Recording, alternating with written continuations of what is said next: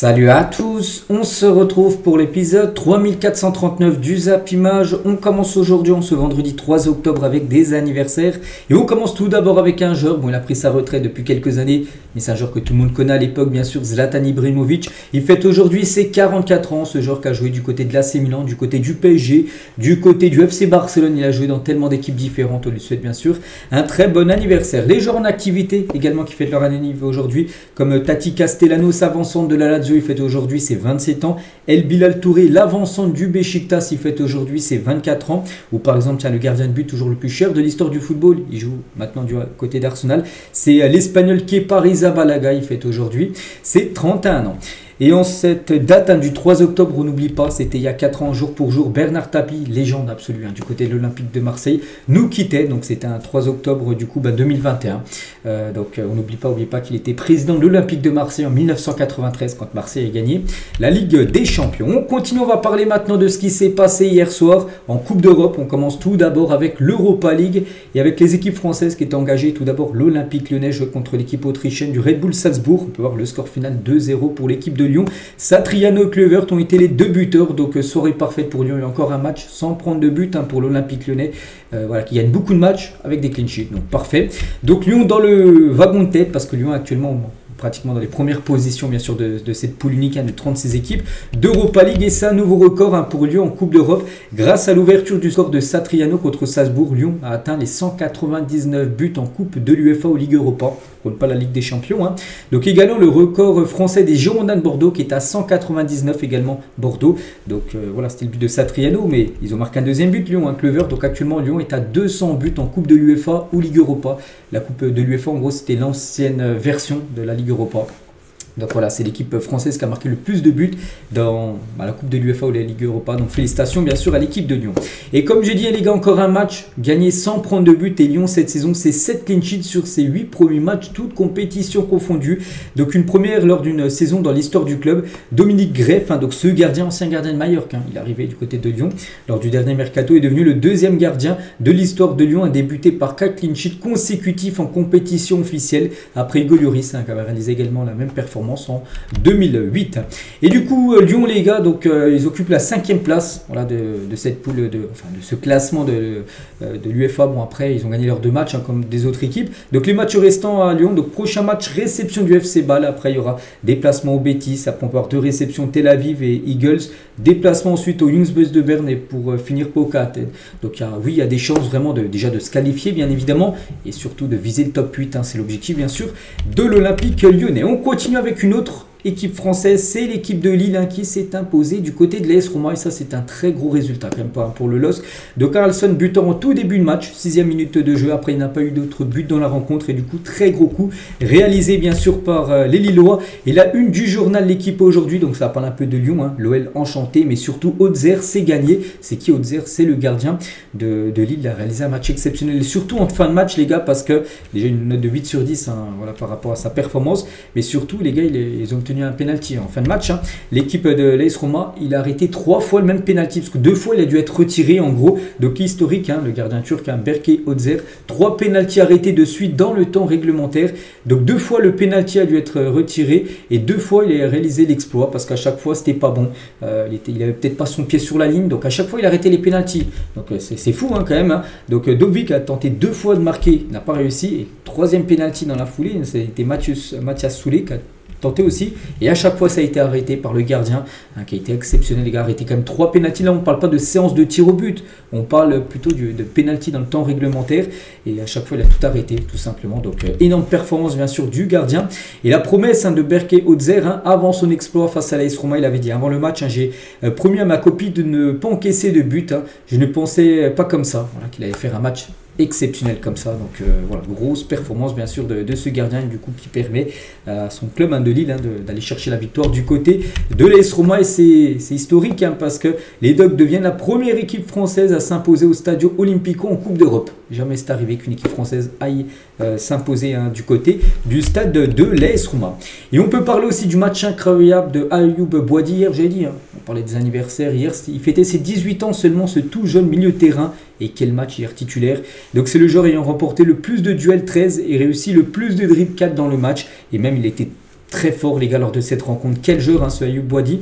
Et Fernando D'Amico, ancien joueur de Lille, prédit un avenir doré à Boadi. Donc Boadi sera bientôt l'un des meilleurs milieux du monde. Un très très grand joueur. Il a dit ça avant le match. Alors qu'il a réalisé encore une grosse performance. Mais il avait dit il ressemble tant à Pedri, Busquets, Xavi. Il sait ce qu'il va faire et où il va aller avant même de recevoir le ballon. En plus, il est humble, généreux, calme, tout en conservant la bonne férocité à l'intérieur. C'est un gamin exemplaire. Voilà, ce Ayoub Boadi.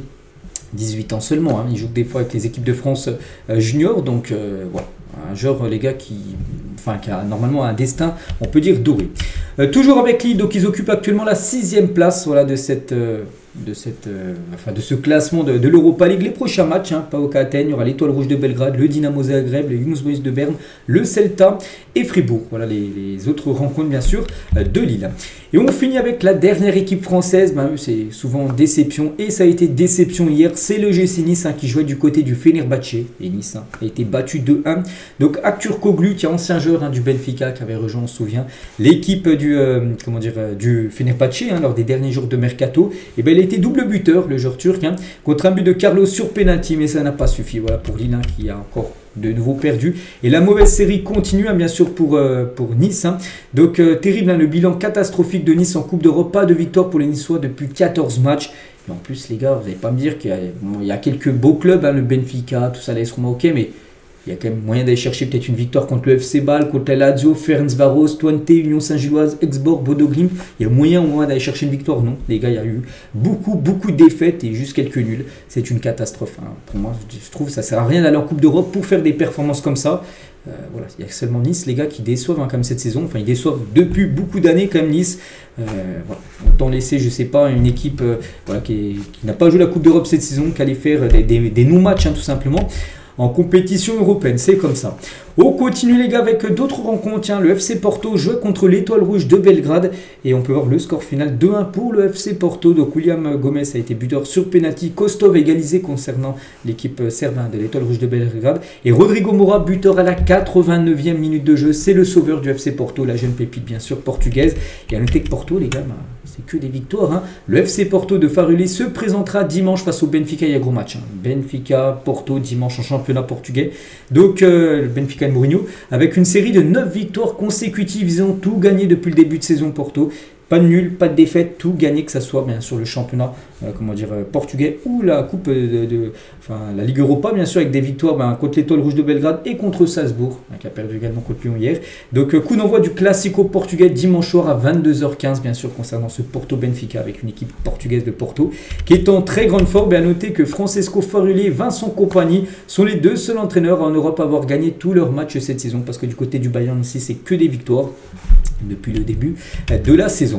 On va parler d'un autre match, un Nottingham Forest, de base qu'aurait dû jouer, souvenez-vous, l'Europa Conference League, mais du coup c'est Crystal Palace qui joue l'Europa Conference League, alors que Palace devait jouer l'Europa League, et du coup Nottingham a joué l'Europa League, ils ont perdu 3-2. Voilà, Nottingham Forest contre Midtjylland hier soir. Les autres résultats, par exemple, je ne sais pas, au pif, Braga s'est imposé 2-0 du côté du Celtic, victoire du Dynamo 3-1, victoire également on pourrait prendre de Sturm Graz contre les Glasgow Rangers 2-1, ou par exemple la défaite de Stuttgart 2-0 du côté de Bâle. Voilà pour cette soirée hier soir de l'Europa League. Et le classement, donc c'est simple, un peu comme en Ligue des Champions, c'est qu'en LDC il y avait 6 équipes aux 6 premières positions avec le même nombre de points parce qu'elles ont gagné leurs 2 premiers matchs. Donc là c'est pareil, donc là il y a 7 équipes de Porto jusqu'à Dynamo Zagreb, 2 matchs de victoire. Donc voilà. Donc concernant Lyon et Lille, dans le bon wagon avec 2 matchs de victoire. Donc Nice, il fallait chercher la 31e place, 0 points. Donc voilà, concernant bien sûr ce classement de la Ligue Europa. On va parler rapidement de la Ligue Conference League où il y a Strasbourg qui jouait son premier match de Coupe d'Europe et depuis 20 ans. Strasbourg n'avait pas joué la Coupe d'Europe, il joue contre le Slovan Bratislava et Strasbourg a fait le taf, victoire 2-1. Donc premier but, déjà un but contre son camp pour Strasbourg, après un deuxième but de Ouattara, donc on va dire c'est le premier buteur de Strasbourg parce que l'autre but a été marqué par un joueur de Bratislava contre son camp. Donc belle victoire voilà, pour cette équipe de Strasbourg, première réussie bien sûr pour les hommes de Liam Rosseigneur. Donc les prochains matchs de Strasbourg, on peut voir les prochaines rencontres avec le gros match bien sûr contre Crystal Palace. À noter qu'il n'y a que que 6 matchs en Europa Conference League 1, c'est différent de la Ligue des Champions ou la Ligue Europa où il y a 8 rencontres, hein, bien sûr, 2 poules. Et tiens, en parlant de Palace, qui est quand même les grands favoris quand on voit ce qu'ils font comme en Première Ligue, ils ont battu comme Liverpool la semaine dernière. Tiens, alors pour leur premier match, à Palace, on jouait du côté de Kiev, victoire 2-0 de Crystal Palace lors de cette rencontre. Tous les autres résultats, bien sûr, de cette soirée d'Europa Conference League. Donc on pourrait prendre qui en équipe connue, parce que c'est vrai qu'il y a des équipes pas très connues. Donc je cherche des noms, il n'y en a pas beaucoup. Bon, bref, voilà, vous pouvez voir bien sûr tous les résultats de cette compétition. Et du coup, si on fait le bilan, les gars, sur cette semaine de Coupe d'Europe qui est terminée, bien sûr, donc les clubs français bien performés, ou même très bien performés, les gars. Donc victoire de l'OM, du PSG, de Lille, de Lyon, de Strasbourg. Monaco arrache le nul contre City, pas mal. Il y a seulement une équipe qui a perdu, c'est Nice, les gars, qui s'est incliné 2-1 du côté du Fenerbahçe. Mais dans l'ensemble, les gars, sur 7 rencontres, il y a 5 victoires, 1 nul, 1 défaite. Voilà, si on pourrait signer chaque fois pour une semaine comme ça pour les clubs français, ce serait parfait. Donc voilà, pour la Ligue des Champions, c'est pas mal. Sinon, bien sûr, pas mal de victoires hier. Seulement la défaite qui fait étage, bien sûr, la défaite de Nice.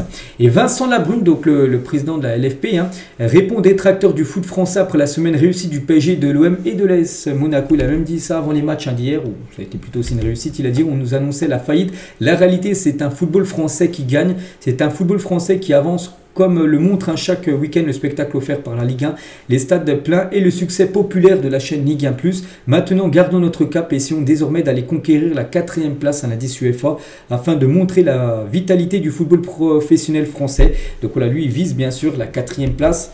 N'oubliez pas que la France, c'est le 5e championnat, devant le championnat néerlandais, mais derrière le championnat allemand. Donc la 5e nation de l'indice UEFA. Donc la France a profité d'une semaine très bonne pour accentuer l'écart de points sur son premier poursuivant, donc le championnat néerlandais, les Pays-Bas.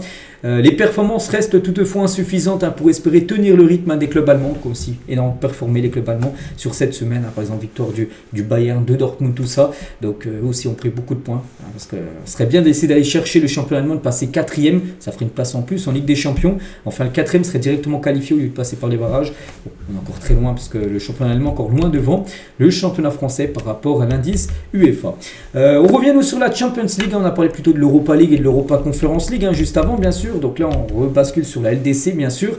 Et voici l'équipe type de la semaine en Ligue des Champions. Les meilleurs joueurs avec 2 joueurs de Ligue 1. Tiens, Nuno Mendes, énorme match contre le Barça.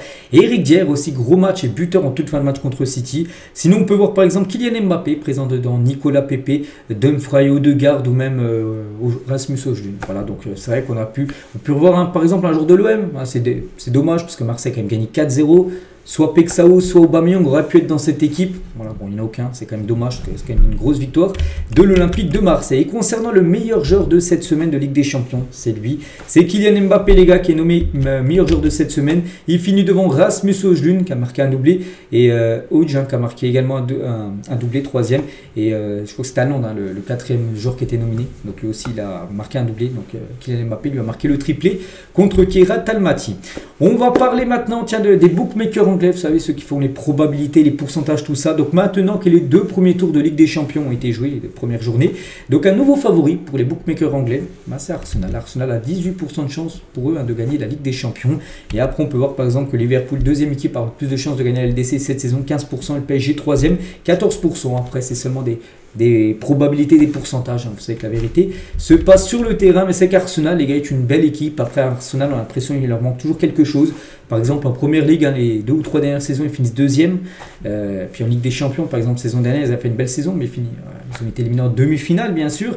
À chaque fois, il leur manque quelque chose pour aller chercher un truc. On verra, c'est la bonne saison pour les Gunners pour remporter un gros trophée. Pour moi, gros trophée, c'est soit l'appel, soit la Ligue des Champions, bien sûr, pour les Gunners. Et Mikel Arteta encourage Victor Gyökeres. Il a dit: j'ai l'impression qu'il fait de mieux en mieux à chaque match. Dans l'ensemble, sa performance a été exceptionnelle lors du match gagné contre l'Olympiakos, 2-0 pour Arsenal. Nous voulons qu'il marque des buts, mais s'il ne le fait pas, qu'il fasse au moins tout ce qu'il fait pour l'équipe. Il nous aide beaucoup. Voilà, donc il est très content, puis il trouve qu'il est de plus en plus fort, Gyökeres, du côté de l'attaque d'Arsenal. On va parler peut-être de la meilleure équipe actuellement au monde, peut-être avec, peut-être avec le Bayern aussi, qui est très performant, bien sûr, c'est le Paris Saint-Germain. Et le PSG a battu 7 des 9 meilleures équipes au coefficient UEFA en 2025. Voilà, donc City, Liverpool, l'Inter, le Bayern Munich, l'Atlético Madrid, le Real Madrid et le FC Barcelone. Donc il y a des matchs, bien sûr, en LDC, il y a des matchs également Coupe du Monde des clubs, bien sûr, comme le Real ou même le Bayern. Donc voilà, c'est pas mal, hein. Sur les 9 meilleures équipes l'indice UEFA, enfin on enlève le PSG, hein.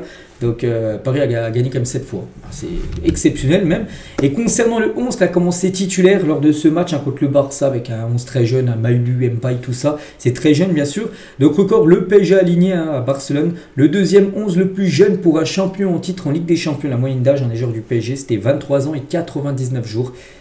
Voilà, il y a seulement une équipe qui avait aligné un 11 un plus jeune en étant bien sûr champion d'Europe, hein, que cette équipe parisienne qui a commencé titulaire avant-hier. Et Juan Laporta, tiens, le président du Barça, sur le PSG, il a dit, hein, c'est la meilleure équipe que j'ai vue depuis un moment. Vraiment, l'ensemble de l'équipe a été exceptionnel. Donc voilà, même tout le monde est un peu choqué, enfin pas non plus choqué parce que voilà, quand Paris vient de gagner la Coupe d'Europe, on sait que c'est une grosse équipe, mais vraiment ils ont fait très forte impression à l'équipe du PSG, qui a envoyé bien sûr un gros signe, hein, sur cette saison, qu'il va falloir compter encore sur Paris pour la victoire finale en LDC. Donc De Jong qui s'exprime après la défaite des siens face au PSG, il a dit, hein, nous avions aussi des absences avec le Barça, il manquait quand même Juan Garcia le gardien, Rafinha aussi qui a manqué, hein, dans le match, hein, mais c'était un bon match, hein, pour voir où nous en sommes, hein. Nous sommes aussi une équipe de haut niveau en Europe, mais même si cette défaite fait mal, elle n'est pas décisive en Ligue des Champions. C'est vrai que pour le Barça, il vaut mieux perdre là au mois d'octobre que perdre au mois d'avril, alors des matchs élimination directe bien sûr. Donc voilà, parce que tu peux toujours bien sûr te qualifier, il n'y aura aucun souci je pense pour le Barça, pour la qualif, hein, pour les tours suivants. Luis Enrique qui a donné des nouvelles de João Neves, hein. Donc João est bien, mais il n'était pas 100% pour le match, hein. De base il devait commencer titulaire. Il a été remplacé par Zerebri. Donc on a voulu prendre aucun risque, hein. Bien sûr il est très important. Donc il faut avoir une totale confiance pour jouer un match de cette intensité. C'est pour ça que lui ne se sentait pas vraiment. Il aurait pu jouer, peut-être forcé les gars, si ça aurait été peut-être, je sais pas, une finale, une demi-finale, qu'il aurait fallu absolument qu'il joue. Il aurait peut-être joué. Mais là il s'est dit, voilà, vaut mieux pas prendre de risques, hein, pour éviter toute rechute bien sûr pour João Neves. On va parler d'Hakimi les gars. Hakimi, c'est que c'est un joueur exceptionnel bien sûr. Ces 4 derniers matchs de Ligue des Champions, bah, c'est ça. Contre le Barça, passeur D. Contre l'Atalanta le match avant, passeur D. Contre l'Inter en finale de LDC, buteur, hein, c'est lui qui avait marqué le premier but du match. Et contre Arsenal en demi-finale, retour, hein, il a également marqué. Donc on parle d'un défenseur droit quand même. Achraf Hakimi, c'est tout simplement exceptionnel. Et Hakimi, hein, sur ses 6 derniers matchs de Ligue des Champions, c'est 4 buts et passes D. Et Nuno Mendes sur ses 7 derniers matchs de Ligue des Champions, c'est 5 buts et passes D. Alors qu'on parle quand même de latéraux, hein. C'est certainement les 2 meilleurs latéraux au monde. Voilà, Hakimi bien sûr et Nuno Mendes. Gonzalo Ramos, tiens, sur son début de saison du côté du PSG, il a dit, hein, si tu regardes les statistiques de Kylian Mbappé et de Harry Kane, c'est moyen, mais je pense que c'est pas mal pour lui. C'est que si tu compares ses stats, donc il a marqué 3 buts, hein, donc 2 en Ligue des Champions pour un attaquant, c'est toujours bien de marquer. C'est que si tu compares avec Mbappé qui est déjà plus de 12 buts et Harry Kane qui a moins 18 buts, c'est que pour lui, il a marqué 3 buts en ce début de saison, c'est très peu, mais il est content. Ouais, il est content. Après, ouais, il joue pas tout le temps, on sait que c'est plutôt un remplaçant. Et souvent il marque, on sait que c'est le meilleur buteur de l'histoire du PSG en tant que joueur qui sort du banc tout simplement. Gonzalo Ramos.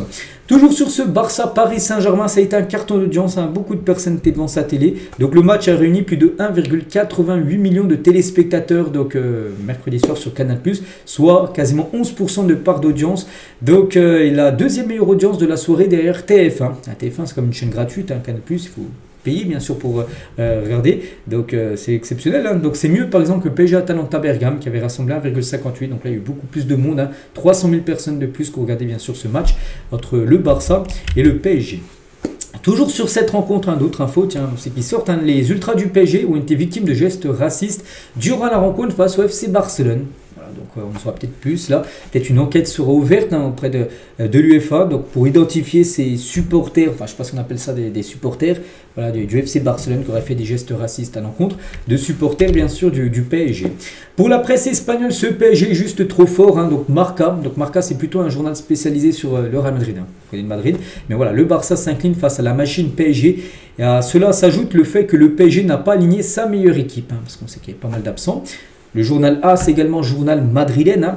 Masterclass du PSG, trop champion pour ce Barça qui reste loin de ce rouleau compresseur. Voilà. Mundo Deportivo, ça c'est plutôt un journal catalan, donc spécialisé sur le FC Barcelone. Donc le PSG a montré pourquoi il défendait son trône. N'importe quelle équipe aurait fondu sans son attaque bien sûr titulaire, hein. Et Luis Enrique s'est cassé la clavicule mais s'est creusé la tête à 3 semaines pour écraser le Barça. Et Sport également, journal catalan. Là les deux là c'est catalan et là c'est plutôt madrilène. Donc le champion punit un Barça déchu dans une fin cruelle. Voilà, en gros, voilà. le PSG a fait forte impression, que ce soit en Espagne ou même partout en Europe. La story du frère de Ronald Araujo après le match face au PSG. Qui allez-vous blâmer désormais? Araujo, parce qu'on se souvient Araujo lors du dernier match contre le PSG, pas celui d'avant-hier mais le match avant, souvenez-vous, il avait causé un rouge, ce qui a pénalisé totalement le FC Barcelone, tout ça, et il a été beaucoup foutif, il a été pointé du doigt bien sûr. Araujo, il a reçu beaucoup d'insultes de supporters du FC Barcelone, et son frère a dit cette fois-ci, vous allez blâmer qui? Voilà, parce qu'Araujo voilà, n'a pas fait de. Je me souviens même plus s'il avait joué ou pas. Araujo, j'ai plus son match en tête, mais voilà, la réponse tout simplement, et la story du frère d'Araujo. Toujours tiens avec le FC Barcelone, on va parler de leur prochain match à domicile de Ligue des Champions, et ça sera de nouveau du côté du stade Montjuïc, voilà, c'est sûr, hein. Donc officiel, le Barça jouera une nouvelle fois sa prochaine rencontre en LDC au Montjuïc. Le Barça annonce que le troisième match de la phase de groupe, parce que le prochain match de nouveau sera à domicile pour le Barça, donc contre Montjuïc, se jouera le mardi 21 octobre prochain, ce sera le retour de la trêve. Il y aura un match certainement le samedi pour le Barça, et dès le mardi 21, donc il y aura un match à 18h45 contre l'Olympiakos, se disputera au stade olympique Louis de Montjuïc en gros, mais le prochain match après il y aura un match extérieur, et le prochain après à domicile, là devrait se jouer normalement au Camp Nou pour le FC Barcelone. On va parler de ces joueurs-là, donc loin de Manchester United, il brille, hein. C'est vrai que Sabitzer, les gars, ancien joueur de Manchester United, MVP avec Dortmund contre Bilbao sur cette semaine de LDC. Et Elanga, ancien joueur bien sûr de Manchester, maintenant qui joue à Newcastle, MVP avec Newcastle contre l'Union Saint-Gilloise, un victoire 4-0. Et Ojlund, les gars, ancien joueur de Manchester United qui est maintenant à Naples, un double buteur contre le Sporting avec le Napoli. Et Rashford aussi passeur D face au PSG. C'est vrai que tu as l'impression que des joueurs qui étaient plutôt moyens du côté de Manchester, dès qu'ils partent, ça va mieux, ça va beaucoup mieux pour eux. Et concernant Rasmus Ojlund sur Instagram, donc il a dit, donc Ojlund qui marque 2 fois en Ligue des Champions après 2 passes D de Kevin De Bruyne, c'était pas dans mon bingo 2025, parce que c'est vrai que il voyait pas du tout ça, parce que déjà en début d'année bien sûr, l'un est à Manchester United et l'autre à Manchester City. Et il n'aurait pas du tout prédit, bien sûr, marquer 2 buts sur 2 passes D de Kevin De Bruyne, alors que les deux jouent dans les clubs rivaux, bien sûr, des deux. Manchester, maintenant les deux sont ensemble du côté du Napoli. Bernardo Silva revient sur le pénalty de Monaco en toute fin de match pour l'égalisation de Eric Dier contre City. Il a dit, je n'ai pas vu la faute, peut-être que c'est un pénalty, je ne sais pas, il faudrait que je revoie les images. Eric Dier, il est connu pour plonger. Voilà ce qu'a pu dire Bernardo Silva, qui n'accepte pas trop bien sûr le match nul de son équipe de City chez son ancien club, parce que je jouais à Monaco bien sûr à l'époque, Bernardo Silva. Et en parlant d'Erling Haaland, il a marqué le doublé, on sait Haaland, et personne n'avait réussi à faire mieux que Van Nistelrooy dans l'histoire de la LDC après 50 matchs disputés. Van Nistelrooy, celui qui avait le record, 50 matchs disputés, voilà, 43 buts. Donc, il a mis la barre très très haute. Et Erling Haaland, 50 matchs disputés, ça y est, en Ligue des Champions, 52 buts, il a marqué 9 buts de plus que l'ancien record, bien sûr, de Van Nistelrooy. On continue avec Alisson Becker, il s'est blessé lors du match contre le Galatasaray, c'était, je crois, mardi soir, défaite 1-0 de Liverpool, et donc il devrait être absent environ 6 semaines, ça c'est une catastrophe pour Liverpool, il pourrait manquer la trêve internationale du Brésil avec la... Oui, il va le manquer, si c'est 6 semaines, la trêve est la semaine prochaine, donc il ne sera pas là, donc il fera là tous les matchs, on ne pas qu'il y a un Liverpool prévu, Chelsea-Liverpool, ce week-end, où il ne sera pas là bien sûr. Alisson Becker, on lui souhaite un bon rétablissement. Donc Mamardashvili sera bien sûr le gardien titulaire lors des prochains matchs. Voilà ce qu'il y a à dire sur la Coupe d'Europe, sur les matchs d'Europa League, d'Europa Conference League. On est revenu encore un peu sur la Ligue des Champions. On en clôture tout ça. On va parler d'une autre compète, la Coupe du Monde du vin. Et on va parler de l'équipe de France qui jouait la nuit dernière contre les États-Unis. C'est au Chili, on n'y est pas cette compète. Et une grosse défaite des Français 3-0. Pourtant, il y avait 0-0 au bout de 84 minutes de jeu. Ils ont totalement floppé en fin de match, ils ont pris 3 buts, 85e, 89e et 92e minute de jeu. Et du coup, grosse défaite 3-0. Donc première défaite des Français. Donc les Bleus sont provisoirement deuxième de leur groupe avec 3 points. Il reste un match, ils ont gagné le premier match contre, je crois, c'était l'Afrique du Sud 2-1. Il faudra gagner le prochain match en plus avec un goal average un peu élevé parce que je ne sais plus à seconde qui leur troisième match pas marqué. Mais voilà, pas du tout un bon résultat bien sûr pour l'équipe de France. Un victoire obligatoire pour le prochain match, sinon ça pourrait déjà être élimination. On continue, je vous présente maintenant le programme du jour, bien sûr, parce que là c'est fini la Coupe d'Europe, retour des championnats ce soir par exemple, Hoffenheim contre le FC Cologne, Bournemouth contre Fulham, il y aura Osasuna, Retafe, dans le gros championnat aussi, il y aura également un Hellas Vérone Sassuolo, il y aura aussi la journée de Ligue 2 avec 3, le leader se déplace du côté du Mans, ou par exemple en Ligue 1, le Paris FC reçoit l'équipe de Lorient à 20h45, regardez cette 7e journée de Ligue 1, avec le match ce soir, donc Marseille demain 17h se déplace du côté du FC Metz, demain également 19h il y aura un Brest-Nantes, la Auxerre contre Lens, demain soir 21h. Et dimanche, donc Lyon-Toulouse, Monaco contre Nice, hein, c'est le derby. Voilà, c'est juste à côté les deux villes. Strasbourg contre Angers, donc Le Havre contre Rennes et la grosse affiche, hein, Lille contre le PSG. Tiens, deux équipes qui ont gagné cette semaine en Ligue en Coupe d'Europe s'affronteront donc après-demain, bien sûr, à 20h45 pour clôturer cette 7e journée. Et après, semaine prochaine, à place à la trêve. Hein. Donc après, pendant une quinzaine de jours, il n'y aura pas de match de club. On continue cette fois-ci, on va parler de la trêve. Et ça, Deschamps a dévoilé sa liste, bien sûr, pour les 2 prochains matchs de l'équipe de France contre l'Azerbaïdjan et contre l'Islande. Donc des matchs pour se qualifier, bien sûr, pour la future Coupe du Monde. Donc voici les jours appelés. Donc, on va tous les citer. Par exemple, on va voir que les 2 frères Hernandez sont là. Donc Lucas et Théo Hernandez sont présents. Kamavinga, bien sûr, fait son retour. Il avait été blessé lors du dernier rassemblement. Donc Tchouaméni n'est pas là. Il avait pris un rouge, hein, souvenez-vous, lors du dernier match, suspendu 2 matchs. Donc il n'est pas là, bien sûr. Donc voilà, on peut voir un petit nouveau, les gars. JP Mateta. Donc JP Mateta, c'est Jean-Philippe Mateta. Et ça, c'est officiel. Il est convoqué pour la première fois en équipe de France A à 28 ans. Jean-Philippe Mateta. C'est vrai qu'il est plutôt jeune, à 28 ans.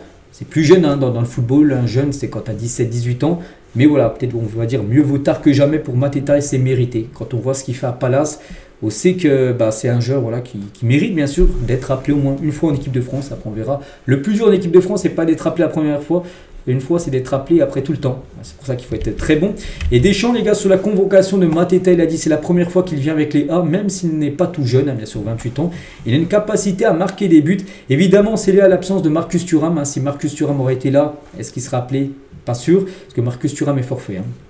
Il est blessé un mois, Marcus Thuram, blessé aux ischio-jambiers. Donc, mais il a un bon profil, il a fait des bonnes choses, notamment aux Jeux Olympiques, où il avait joué bien sûr les JO l'année dernière avec l'équipe de France. Donc voilà, Mateta, donc, à lui de faire ses preuves avec les Bleus, il aura certainement du temps de jeu lors des 2 prochains matchs. Nkunku aussi de retour, Christopher Nkunku de retour avec l'équipe de France. Il n'avait plus joué avec les Bleus depuis novembre 2024, depuis quasiment un an. Il n'a pas été appelé lors de tous les rassemblements qu'on suivi. Donc du coup, retour hein, voilà, de Christopher Nkunku pour ces 2 prochains matchs. À noter que Thauvin qui a reçu une pré-convocation, donc c'est une pré-convocation, c'est pas la convocation définitive, hein, c'est-à-dire qu'il y avait peut-être des chances qu'il soit appelé, du coup il n'a pas été appelé. Voilà, Florian Thauvin, absent de la liste. Hein. Et Deschamps, sur l'absence de Thauvin dans la liste des Bleus, il a dit « Je dois m'expliquer aussi sur les absences maintenant, je suis là pour faire des choix ». Il est revenu en France, donc vous le voyez certainement un peu plus que lorsqu'il était à Udinese, bien sûr en Italie, où il faisait de bonnes choses aussi. Tant mieux qu'il fasse un bon début de saison, il était présélectionné, il fait partie de ceux qui peuvent être amenés à faire partie de cette équipe de France. Voilà ce qu'il a pu répondre, en gros il dit que... Bon, il a donné une explication, mais il a dit je ne vais pas donner à chaque fois une explication sur tous les joueurs qui n'ont pas été appelés.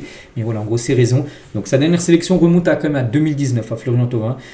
Voilà, s'il n'a pas été appelé là, alors qu'il y avait pas mal d'absents, ça semble très compliqué. On pense de revoir Thauvin en équipe de France, à part s'il continue, il fait que des masterclass avec Lens. Voilà, mais ça semble compliqué, on va dire. Le retour de Thauvin. La même chose pour Tolisso aussi, hein, qui aurait pu être là. Vraiment, il fait un gros début de saison avec Lyon. Puis même, il est bon quand même ces derniers temps. Il fait partie des présélectionnés également, Tolisso. Il fait de très bonnes choses à Lyon. Il fait partie de la génération victorieuse en 2018, hein, bien sûr, la Coupe du Monde. Hein. Je n'oublie pas. Maintenant, je préfère prendre des jeunes qui ont moins d'expérience et qui ont besoin de temps de jeu. Voilà, en gros, aussi pourquoi, la raison de pourquoi il n'a pas pris Corentin Tolisso, le capitaine de l'Olympique lyonnais. Et l'équipe de France, ça se complique aussi pour eux avant le mondial. Parce que voilà, ils n'ont pas été appelés depuis longtemps. Donc Thauvin, Pavard aussi n'a pas été appelé. Guendouzi, Camara, N'Golo Kanté non plus n'a pas été appelé. Youssouf Fofana, Zeremri qui a été plutôt maintenant rappelé avec l'équipe Espoir. Alors que depuis quelques temps, j'ai avec l'équipe de France A. Là maintenant, il est avec les Espoirs parce qu'il est plus appelé en équipe première. Donc voilà. Bon, après, c'est pas tous morts, on va dire, pour tous ces joueurs pour la Coupe du Monde.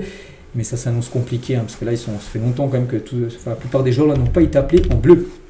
Deschamps, c'est sur un possible retour de Paul Pogba en bleu. Pogba, pour l'instant, n'a toujours pas rejoint Monaco, mais il a dit hein, oui, il se rapproche du moment où il va redevenir un acteur de football. N'oubliez pas que Paul Pogba devrait rejouer les gars avec Monaco après la trêve là, du mois d'octobre.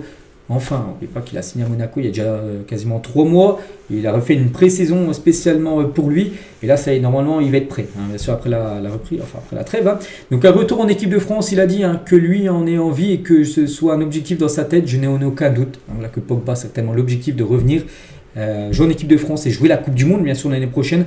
Après il y a des étapes à franchir, hein. Les gars, il a pu jouer. Dernier match officiel qu'il a joué c'était il y a 2 ans, c'était en 2023, tiens, à peu près dans cette période là, en octobre 2023.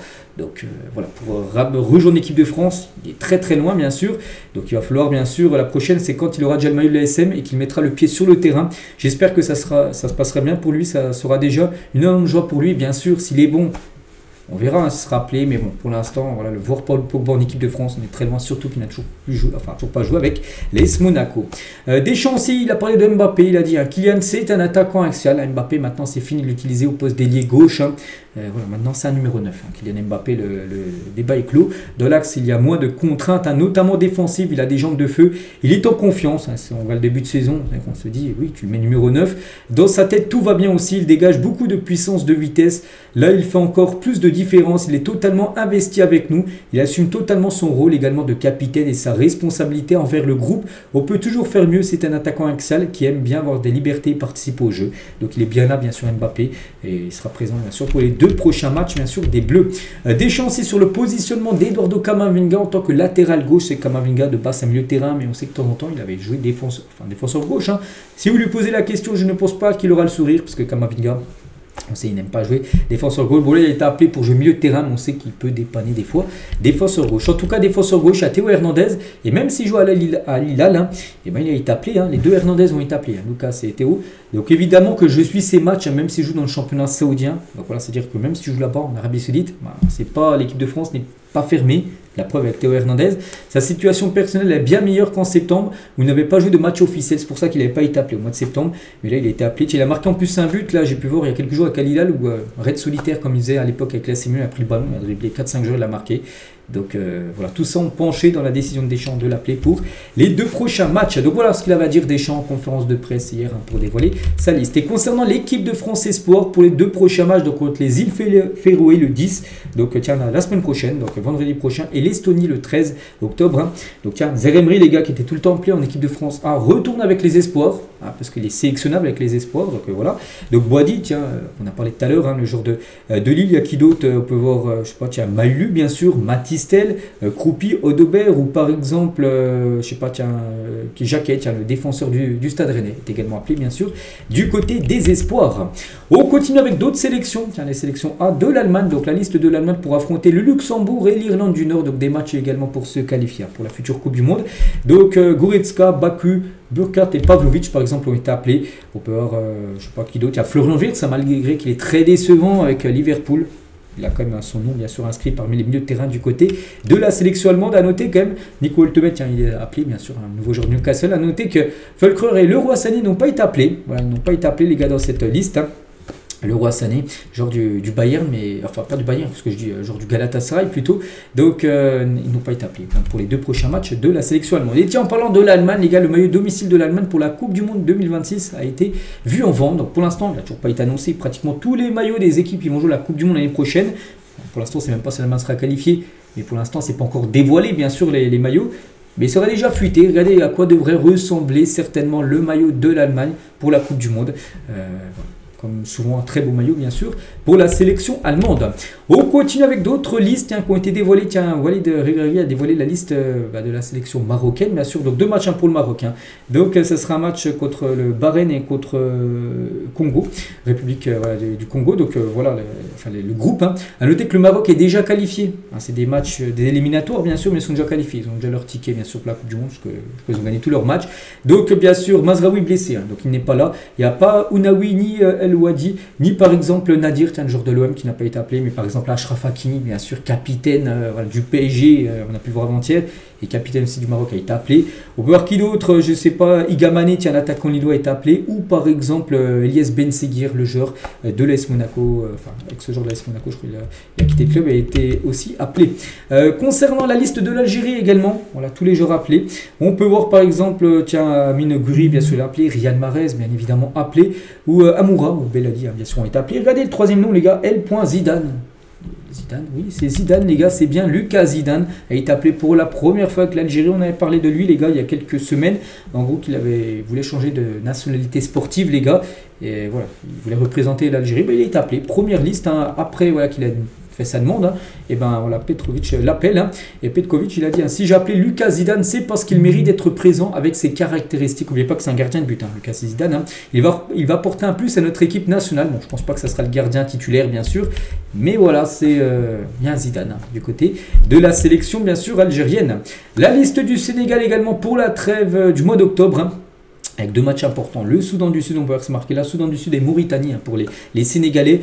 Donc par exemple les joueurs qui sont souvent là, comme Ismaïla Sarr, il est là bien sûr, Sadio Mané bien évidemment appelé, ou par exemple Idrissa Gana Gueye, bien sûr le joueur d'Everton, donc voilà liste bien sûr de la sélection sénégalaise. Concernant l'Espagne, donc là toutes les listes avant que j'ai dévoilées, celles-là c'est sûr, elles ont été dévoilées, l'Espagne c'est aujourd'hui, mais on apprend que Lamine Yamal devrait être appelé, Lamine Yamal bien sûr va être convoqué pour le prochain rassemblement de l'Espagne, la liste qui va sortir aujourd'hui. Et toujours tiens avec toutes ces listes et son rapport surtout avec la Coupe du Monde bien sûr, voilà, l'année prochaine. Et Adidas dévoile le ballon de la Coupe du Monde 2026. Ça sera ce ballon là les gars qui sera le ballon utilisé pour tous les matchs. Il y aura peut-être un ballon spécial peut-être pour la finale, j'en sais rien. Mais pour les matchs de poule, ça sera ce ballon qui sera utilisé bien sûr lors de cette Coupe du Monde. Mais pas 2026 qui se jouera, je répète, Canada, États-Unis et au Mexique. Concernant, tiens, un entraîneur qui sera là, les gars, donc Fabio Cannavaro, tiens, Ballon d'Or 2006, l'italien défenseur. En plus, c'est plutôt rare de voir un défenseur Ballon d'Or. Bon, bref, il va devenir le nouveau sélectionneur de l'Ouzbékistan. N'oubliez pas que l'Ouzbékistan, c'est officiel, les gars. Ils ont obtenu leur ticket pour jouer la Coupe du Monde 2026. Donc, voilà, c'est pas encore fait, mais Fabrizio Romano le confirme qu'il va prendre la tête de l'Ouzbékistan. Il sera certainement le sélectionneur pendant cette Coupe du Monde de cette sélection. Donc voilà, concernant le Ballon d'Or Cannavaro. On va parler d'un autre entraîneur, c'est Ruben Amorim. On sait que sa situation est très délicate du côté de Manchester. Et même si Manchester United perd contre Sunderland, l'équipe promue ce week-end, Amorim ne devrait pas être licencié. Qu'est-ce qui se passe les gars avec Amorim? Est-ce qu'il a des vidéos contre promettant du président de Manchester d'être toujours en place Donc Jim Ratcliffe, un propriétaire du club, souhaiterait lui laisser le temps de faire ses preuves jusqu'à la fin de saison. Alors il avait quand même le temps de faire ses preuves depuis pas mal de temps. Pour l'instant, les résultats ne sont pas là. Même s'il y a mauvais résultats, il pourrait rester encore en place tout simplement. Ruben Amorim. Mais on finit aujourd'hui, tiens, il est toujours avec Manchester. En parlant de Zirkzee, les gars pourraient quitter Manchester United cet hiver. Les Red Devils travaillent sur un prêt ou une vente du joueur qui joue très peu, quand même sous Ruben Amorim. Donc voilà les gars, tout ce qu'il y a à dire aujourd'hui. J'espère que ça vous a plu. On se retrouve nous demain bien sûr, demain samedi pour le prochain numéro. Moi je vous souhaite une très bonne journée et à demain.